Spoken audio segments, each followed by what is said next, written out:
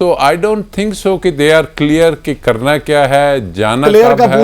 पूछ लेते हैं अजहर जावेद साहब, आप लंदन में कॉफी एंजॉय कर रहे हैं, जरा हमें बताएं, आप नून लीग की पॉलिटिक्स को समझते हैं, उनकी डिसीजन मेकिंग को समझते हैं, ये जो बयानिया है मज़ाहमत का, ये जो बयानिया है एहतसाब का, ये आपको लगता है कि अवाम से रिकनेक्ट करने के लिए अब एक कोशिश है? जाहिर है कि एहतसाब एक पॉपुलर स्लोगन है पाकिस्तान में, अगर आप कहें कि हम उस शख्स का एहतसाब करेंगे तो लोग आपको फॉलो करते हैं। इज दैट द रीजन, या फिर वाकई मियां साहब एडमेंट हैं कि नहीं, इसके बगैर आगे नहीं बढ़ा जा सकता?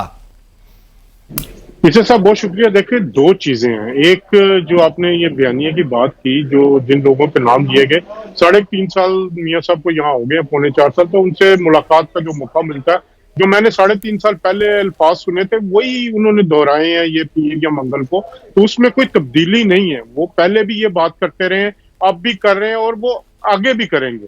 लेकिन दूसरी चीज जो है वो इलेक्शन है। इलेक्शन में क्या होगा, किस तरह लड़ना है, क्या करना है, तो उस इलेक्शन को लेके अब मुस्लिम लीग नून जो है वो अपना बयानिया बनाने जा रहा है। अभी से चंद मिनट कबल शहबाज शरीफ साहब अभी बाहर आए थे, मैं यहीं पे मौजूद हूँ, जो मुस्लिम लीग नून का आरजी हेड ऑफिस है, तो जब उनसे यही पूछा गया बयानिया के हवाले से, तो उन्होंने कहा बयानिया होगा मुआशी तरक्की, मुआशी बहाली, और जो 2013 से 17 तक नवाज शरीफ ने जो बात की, वो बयानिया, जो उन्होंने जो काम किए, वो बयानिया होगा। मैं एक थोड़ी सी आपसे एक अर्ज करूं कि देखें, जो मुशाहिद हुसैन सैयद साहब की आपने बात की है ना, मुशाहिद हुसैन सैयद साहब इररेलेवेंट है मुस्लिम लीग नून से। 2 साल पहले मुझे पता है, जब वो सेनेट में एक डिफेंस कमेटी का वफ्द लेके GHQ गए थे, तो उस वक्त मियां नवाज शरीफ साहब ने उनके बारे में क्या कहा था। 2 साल से उनकी बात ही नहीं हुई नवाज शरीफ से, और इसमें वो एक रेलिवेंसी भी अपनी चाहते उन्होंने बात की। और दूसरी बात, जिस माशूक की वो बात कर रहे हैं, उसका आशिक तो चला गया है। बाजवा साहब उसके आशिक थे, फैज साहब उसके आशिक थे,